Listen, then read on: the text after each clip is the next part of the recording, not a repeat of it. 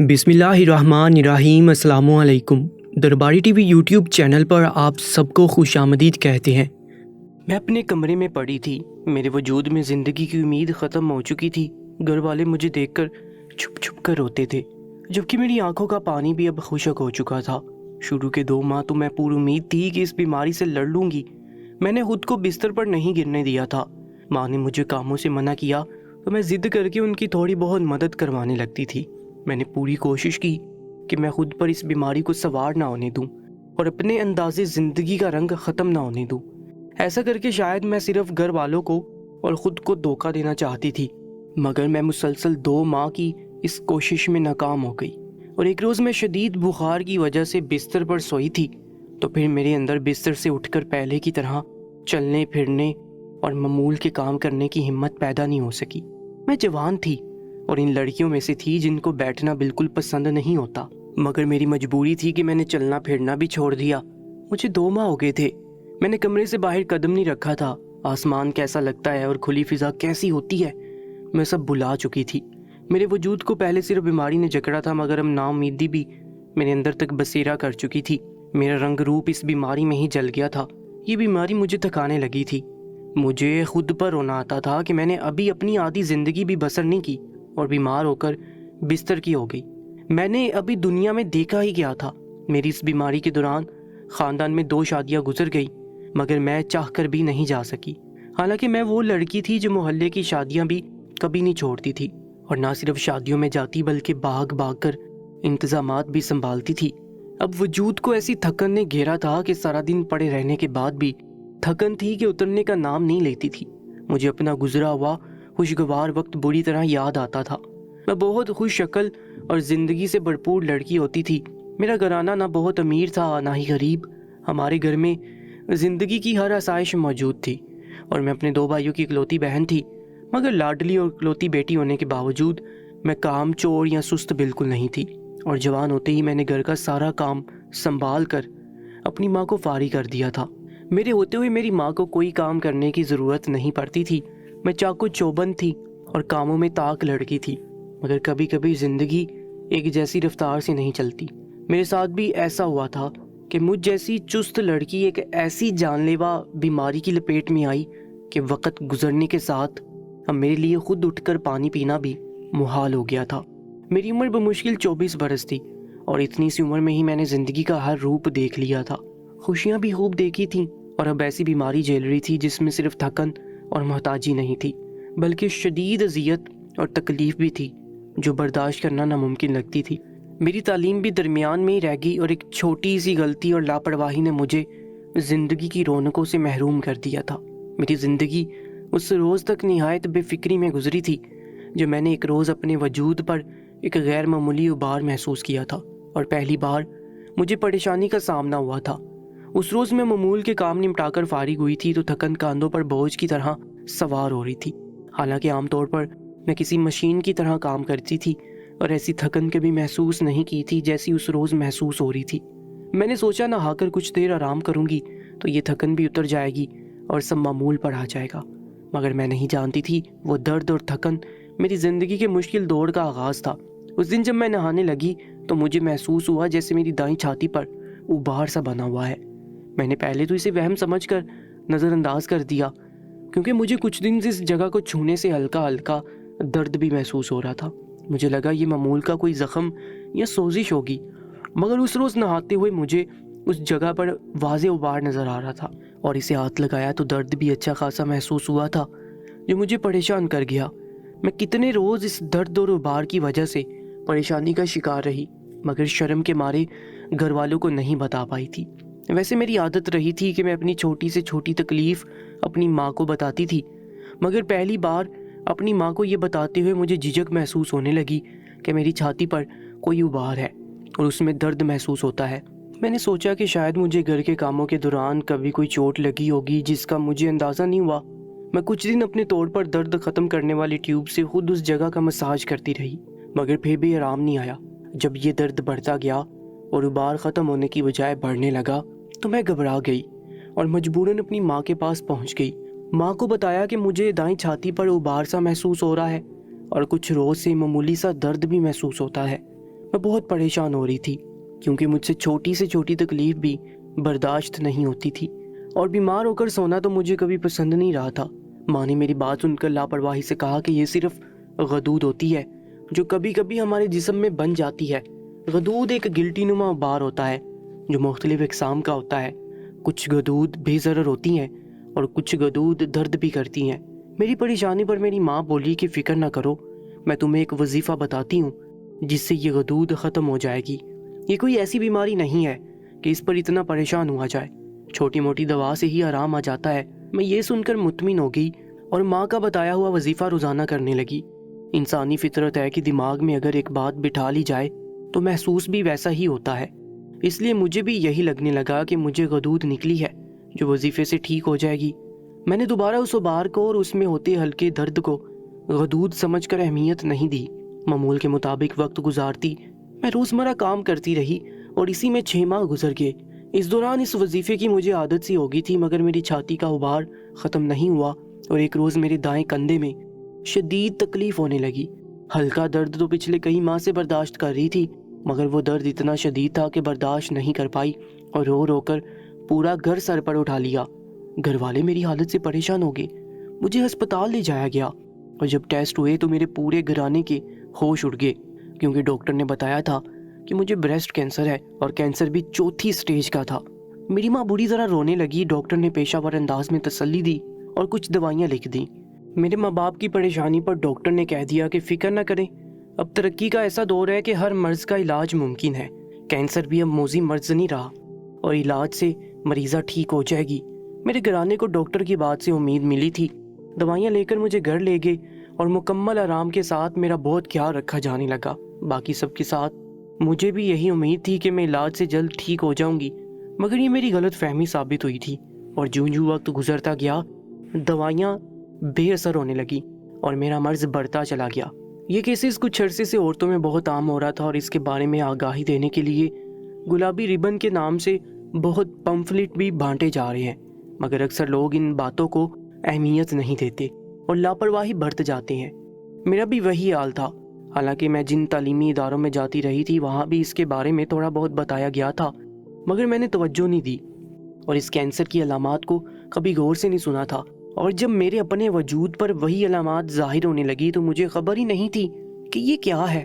میں نے کتنے ماہ تو اس درد کو معمولی جان کر گھر والوں کو ہی نہیں بتایا، کیونکہ میرے لیے یہ بات بتانا شرمندگی کی علامت تھی، اور جب میں نے اتنی دیر سے سمجھ کر ماں کو بتایا تو انہوں نے بھی اسے معمولی غدود سمجھ کر وظیفہ بتا دیا، مگر علاج نہیں کروایا۔ حالانکہ ایسا نہیں تھا کہ میری ماں ایک لاپرواہ عورت تھی، میری ماں کو مجھ سے بہت زیادہ محبت تھی اور وہ میری ہر چھوٹی سے چھوٹی تکلیف کو بھی بہت اہمیت دیتی تھی، مگر میری چھاتی کے اس بار کو میری ماں نے اپنی کم علمی کی وجہ سے اہمیت نہیں دی تھی۔ میرا علاج بے اثر رہا اور گھر والے ڈاکٹر کی دی وہی ادویات کا مسلسل مجھے استعمال کرواتے رہے۔ میرا درد بڑھتا جا رہا تھا اور وجود شدید تھکن کا شکار رہنے لگا تھا۔ میری مسلسل گرتی صحت کو دیکھ کر میرے والدین 4 ماہ بعد پھر سے کسی اچھے ڈاکٹر کے پاس مجھے لے گئے۔ اس ڈاکٹر نے ساری حالت لینے کے بعد افسوس کا اظہار کیا کہ آخر وہ کون سا ڈاکٹر تھا جس نے صرف دوا دے کر ٹرخا دیا، جبکہ کینسر اس چھاتی کو پوری طرح لپیٹ میں لے چکا تھا۔ ڈاکٹر نے کہا کہ اس کینسر کو روکنے کے لیے ضروری تھا کہ فوری جسم کا وہ حصہ کاٹ کر الگ کر دیا جاتا۔ میرے والدین پہلے ہی پانی کی طرح پیسہ بہا چکے تھے، یہ سن کر گھبرا گئے اور ڈاکٹر سے پوچھنے لگے کہ اگر کوئی اور علاج یا کوئی اور راستہ ہے تو بتائیں۔ تب ڈاکٹر نے افسوس سے بتایا کہ علاج تو اب ممکن ہی رہا، البتہ جسم کا وہ حصہ جہاں کینسر پھیلا ہوا ہے کاٹ دینے سے کینسر کو تیزی سے بڑھنے سے روکا جا سکتا ہے۔ ڈاکٹر سے میری حالت کی پوری تفصیل لے کر یہی علاج طے پایا تھا کہ میری دائیں چھاتی کو کاٹ دیا جاتا تاکہ جو کینسر تیزی سے میرے وجود کو اپنی لپیٹ میں لے رہا ہے، مجھے موت کے منہ میں لے جا رہا ہے، اسے وقتی طور پر روکا جا سکے۔ میں نے یہ سنا تو بہت روئی۔ تکلیف اور اس مرض سے زیادہ رونا مجھے اس علاج پر آ رہا تھا۔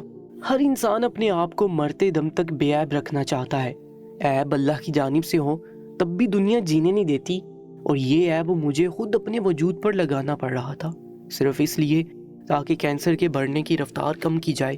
جس سٹیج پر میں آ چکی تھی اس میں موت یقینی تھی۔ میں نے اپنی ماں سے کہا کہ اس علاج سے بہتر ہے میں کینسر سے مر جاؤں، مگر میں اپنے آپ کو اس علاج کے لیے تیار نہیں کر پا رہی۔ میری ماں رونے لگی اور بولی کہ اپنا نہیں تو ہمارا ہی سوچ لو۔ ہمارے لیے تمہاری زندگی کا ایک ایک لمحہ قیمتی ہے، ہمارا بس چلے تو اپنی زندگی تمہیں لگا دے۔ میری ماں رو رہی تھی، بار بار پچھتا رہی تھی کہ کاش میں نے انہیں پہلے ہی اپنی حالت کی خبر دے دی ہوتی، اور جب بتایا تو کاش وہ تب مجھے ڈاکٹر کے پاس لے جاتی، پھر بے شک یہی علاج کیا جاتا، مگر تب کینسر سے نجات تو حاصل کی جا سکتی تھی۔ ہماری زندگی میں بس وہی پچھتاوا باقی رہ گیا تھا کہ کاش اس بیماری کو ہم نے پہلے پہچان لیا ہوتا تو یہ وقت نہ آتا، مگر اب کوئی راستہ نہیں بچا تھا۔ جس شرم کی وجہ سے میں نے گھر والوں کو اپنی حالت نہیں بتائی تھی، آج وہ شرم بھی بالائے طاق رکھنا پڑی تھی، اور ڈاکٹر نے میرے والدین کی اجازت سے میرے جسم کا وہ کینسر زدہ حصہ کاٹ دیا۔ میں اس روز بہت شدت سے روئی تھی۔ ابھی میں زندہ تھی اور اپنی زندگی میں ہی مجھے اپنے جسم پر عیب لگانا پڑ گیا تھا۔ میں سارا دن روتی رہتی تھی، میرا صبر ختم ہوتا جا رہا تھا۔ گھر والوں کی تسلیاں اور دلاسے مجھے مطمئن نہیں کرتے تھے۔ مجھے اس روز کے بعد سے زندگی کی طلب بھی نہیں رہی تھی۔ میں اتنی مایوس ہو چکی تھی کہ مجھے لگا زندگی بس ختم ہونے کو ہے، اور مجھے ایک خوف شدت سے اپنی لپیٹ میں لے چکا تھا کہ شاید اب بچ چکی زندگی میں میرا وقت بڑھانے کے لیے میرے گھر والے ایک ایک کر کے میرے سب اعضاء کٹواتے جائیں گے۔ یہ سوچ میرے لیے اتنی اذیت ناک تھی کہ میں رو رو کر اللہ سے موت مانگنے لگی، اور گھر والے جب بھی میرے پاس بیٹھ کر مجھ سے باتیں کرتے، میں بس ایک ہی بات دہراتی تھی کہ اگلی بار ڈاکٹر زندگی کے کچھ لمحے بڑھانے کی قیمت پھر سے میرے جسم کا کوئی حصہ کاٹنے کا کہیں تو ان کی بات نہ مانی جائے۔ میری باتیں میرے والدین کے لیے بہت اذیت کا باعث بن رہی تھی۔ میری جوان اور صحت مند ماں میری وجہ سے بلڈ پریشر کی مریضہ بن گئی، اور کبھی کبھی ان کا بلڈ پریشر اتنا بڑھ جاتا کہ ان کو اسپتال لے جانا پڑتا۔ میں بہت کوشش کرتی تھی کہ اپنے گھر والوں کو مزید تکلیف نہ دوں، اور میں جانتی تھی کہ جب تک میں زندہ ہوں اور ایسے بستر پر پڑی ہوں، میرے گھر والوں کی تکلیف کبھی کم نہیں ہوگی۔ گھر کی سب سے لاڈلی اور اکلوتی بیٹی، جسے ہمیشہ سب نے ہنستے بولتے اور کام کرتے دیکھا تھا، اسے بستر مرگ پر دیکھنا کسی کے لیے آسان نہیں ہوتا۔ میرے گھر والے بھی بہت بے بسی محسوس کرتے تھے، اور ایک ڈاکٹر سے علاج کروانے کے باوجود میرے گھر والوں کو جو کوئی کسی بھی حکیم یا پیر فقیر کا بتاتا، میرے گھر والے ان کے پاس مجھے لے جاتے تھے۔ میری بیماری نے سب کا دماغ اتنا مفلوج کیا تھا کہ دوا کے ساتھ ساتھ وظائف اور دیسی علاج بھی جاری رکھا ہوا تھا، مگر میں نے اور میرے گھر والوں نے بہت دیر کر دی تھی۔ اس لیے میرا کینسر میرے جسم میں پھیل چکا تھا، اور میرا خوف سچ ثابت ہوا تھا۔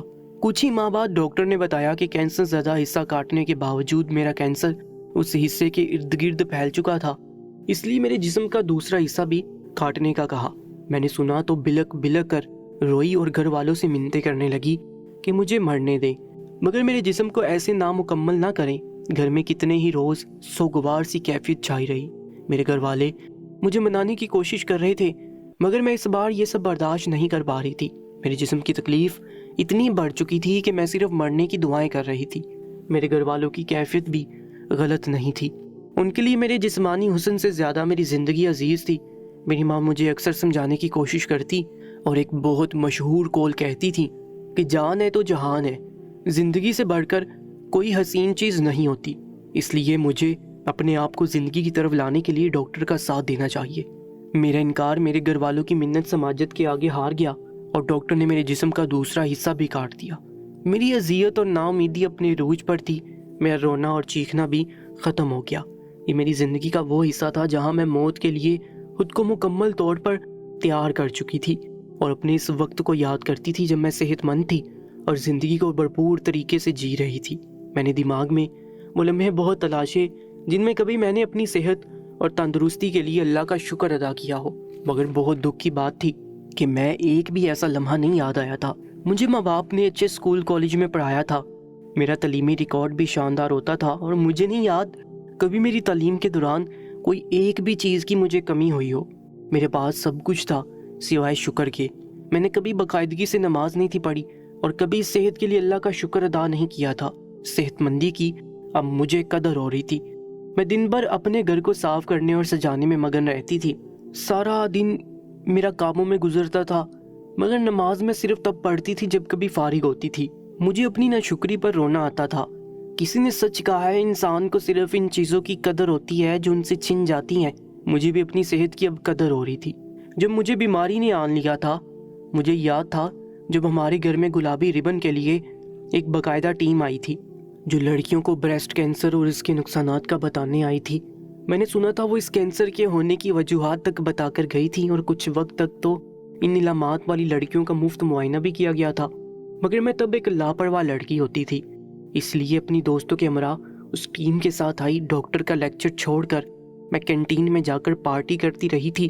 نہ جانے کیوں مجھے یہ گمان تھا کہ مجھے یہ بیماری نہیں ہے اور کبھی ہو بھی نہیں سکتی۔ اب وہ وقت سوچ سوچ کر مجھے رونا آ رہا تھا کہ کاش میں تب لاپرواہی برتنے کی بجائے غور سے سب سن لیتی، تو جب پہلی بار اس کینسر کی علامات میرے جسم پر واضح ہوئی تھی، یقیناً میں تبھی سمجھ کر ڈاکٹر کے پاس چلی جاتی۔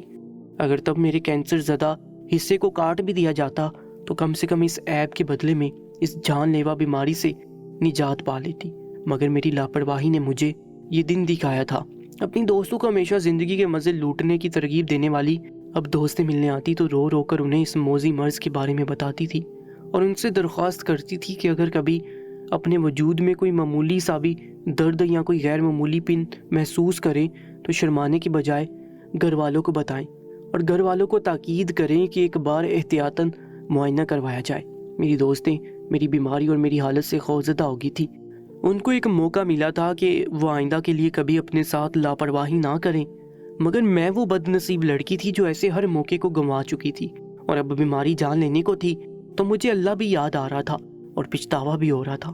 میں نے اپنے جسم کو زندگی سے دور ہوتا محسوس کیا تھا، اور اذیت کی بات یہ تھی کہ مجھے موت بھی ایک دم سے نہیں آئی تھی، بلکہ زندگی ختم ہونے اور موت کی طرف بڑھنے کا ایک ایک لمحہ میں نے خود پر جھیلا اور محسوس کیا تھا۔ کبھی میں موت مانگتی اور کبھی مرنے کے بعد ہونے والے انجام کے خوف سے رو پڑتی تھی۔ میری زندگی عجیب بے ڈھنگی سی ہو رہی تھی اور میرا وقت ایسے ٹھہر ٹھہر کر گزر رہا تھا جیسے کئی سال کا ایک دن ہو۔ میری بیماری سے پہلے میرے بڑے بھائی کا رشتہ ہوا تھا جو میری پسند سے ہی طے کیا گیا تھا۔ بڑے بھائی کی شادی جلد تیار تھی، مگر اب میری بیماری کی وجہ سے نہ صرف پیسے کی تنگی ہونے لگی بلکہ میری بیماری کی وجہ سے بھی شادی روک دی گئی۔ مجھے جب محسوس ہوا کہ میرے لیے مزید یہ بیزار اور تکلیف دہ وقت گزارنا مشکل ہو رہا ہے تو میں نے اچانک گھر والوں سے فرمائش کی کہ بڑے بھائی کی شادی کی جائے۔ گھر والے میری فرمائش سے پریشان ہو گئے۔ میرے بھائی نے ہچکچا کر مجھے میری حالت کے بارے میں بتانا چاہا، مگر میں بضد رہی اور گھر والوں سے کہا کہ شادی کی رونقوں میں میرا دل بہل جائے گا، اب تو میرے لیے وقت گزارنا محال ہو گیا ہے۔ میرا دباؤ گھر والوں پر دن بہ دن بڑھتا جا رہا تھا۔ تھک کر میرے والدین نے میری خوشی کی خاطر میرے بڑے بھائی کی شادی طے کر دی۔ میری بیچاری ماں شادی کی تیاریوں میں میرے بھائی یا بھابھی کی خریداری کرنے کی بجائے میرے لیے جلملاتے لباس بنانے لگی اور مجھے دکھا دکھا کر خوش ہونے لگی۔ ایسا لگتا تھا جیسے میرے بھائی کی نہیں بلکہ میری شادی ہے۔ میرا پورا گھرانہ ہی میری تیاریوں پر زیادہ توجہ دے رہا تھا۔ سب کی کوشش تھی کہ میری ہر چیز ایک سے بڑھ کر ایک ہو۔ میں بھی ان تیاریوں میں کچھ بہل گئی تھی۔ آخرکار وہ دن بھی آ گیا جب میرے بھائی کی مہندی تھی۔ میں نے اپنی ماں کی مدد سے زرد لباس پہن کر جب آئینہ دیکھا تو اپنا آپ دیکھ کر میری آنکھیں پھٹنے والی ہوگی۔ میری رنگت بالکل زرد سیاہی مائل ہو گئی تھی اور گالوں کی جگہ صرف ہڈیاں تھیں۔ ایسا لگ رہا تھا جیسے 100 سالہ بوڑھی عورت بیٹھی ہو۔ میں اتنی دنوں بعد خود کو دیکھ کر اپنی حالت پر پھر سے رو پڑی تھی۔ مجھے اپنا وہ چمکتا دمکتا روپ یاد آ رہا تھا۔ چہرے کی رونق اور زندگی سب اس بیماری نے نچوڑ لیا تھا۔ سب گھر والے بھی مغموم ہو گئے تھے۔ خوشی کے گھر میں ایک بار پھر سے غم کی فضا پھیل گئی تھی۔ میں نے گھر والوں کی خاطر خود کو سنبھالا، مگر میں چاہ کر بھی اس روز بھائی کی مہندی پر نہیں جا پائی اور زرد لباس پہنے اپنے بستر پر پڑی رہی۔ یہ شاید میری خوشیوں کی آخری رات تھی جو درد سے گٹ گٹ کر روتے ہوئے گزر رہی تھی۔ میں نے ڈائری بند کی اور بری طرح رونے لگی۔ یہ ڈائری میری اکلوتی نند کی تھی جو اپنی بیماری سے لڑتے ہوئے بھی ہمت سے کام لیتی رہی تھی۔ میں وہی ہوں جس کی شادی میری نند کی ضد کی وجہ سے ہوئی تھی، مگر وہ مہندی کی رات تکلیف جھیلتی رہی اور اگلے روز پھر سے درد دبا کر سب کو اطمینان دلانے لگی۔ میرے سسرال والے نہایت سادگی سے تھوڑی دیر کے لیے گنے چنے افراد آئے اور نکاح کرتے ہی مجھے رخصت کر کے لے گئے۔ لیکن جب ہم گھر پہنچے تو پتہ چلا کہ میرا چھوٹا دیور اور ساس جو میری نند کی وجہ سے گھر پر رکے تھے وہ میری نند کو اسپتال لے جا چکے تھے۔ میرے شوہر اور سسر بری طرح گھبرا گئے اور مجھے گھر پر موجود مہمانوں کے حوالے کر کے وہ دونوں بھی اسپتال کی طرف بھاگے، مگر ان کے اسپتال پہنچنے سے بھی پہلے وہ بیماری سے لڑتی بہادر لڑکی اپنی زندگی سے ہار گئی اور ہمیشہ کے لیے آنکھیں موند گئی۔ اس کی میت کو گھر لایا گیا تو میں تب 16 سنگار کیے दुल्हन बनी बैठी थी। जवान मौत पर मेरा दिल भर आया था। मैंने मौके की मुनासबत से अपना जेवर उतार कर अपना श्रृंगार ख़त्म किया और सादा लिबास पहन लिया। शादी के घर में पहले भी कोई शोर शराबा या सजदज ना थी, मगर अब तो रोने की आवाज़ें पूरे घर में फैली हुई थी। मेरी रुखसती के रोज़ मेरी नंद का जनाजा उठा और हमारे वलीमा के रोज़ उसकी कुल खानी की गई। पूरा घर सदमे से बिल्कुल अदमुआ हो रहा था और इस घर की इकलौती बेटी थी वो, जिसकी मौत का गम उन सबको खाए जा रहा था। ऐसे में मैंने पूरा घर संभाला था। कुछ दिन गुजरे तो मुझे अपनी नंद के कमरे की सफाई करते हुए ये बुसीदा सी डायरी उसके बिस्तर से मिली। मैं सब छोड़कर वो पढ़ने बैठ गई। उस डायरी में उसने अपनी ज़िंदगी की आखिरी रात तक हर लम्हे का हाल लिखा था, जिसे पढ़कर मैं रो दी। उस लड़की की मौत से मैंने एक सबक लिया है कि बीमारी और सेहत इंसान की ज़िंदगी में साथ साथ चलते हैं, मगर बीमारी को छुपाना या लापरवाही करना कितने बड़े नुकसान से दो चार कर सकता है, ये तो मेरी नंद की मौत ने बता दिया है। मेरी सब लड़कियों और जवान बेटियों वाली माओं से दरख्वास्त है कि अपनी बेटियों को समझाएं कि कोई भी तकलीफ़ या जिस्म में किसी किस्म का गैर मामूलीपन महसूस करें तो फौरी बताया करें। बीमारी या तकलीफ़ में कैसी शर्म।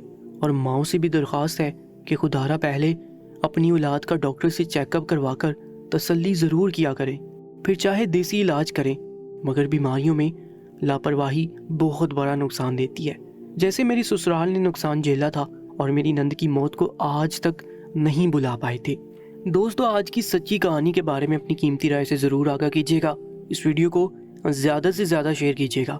इंशाल्लाह मुलाकात होगी नई वीडियो के साथ। तब तक के लिए अल्लाह निगहबान।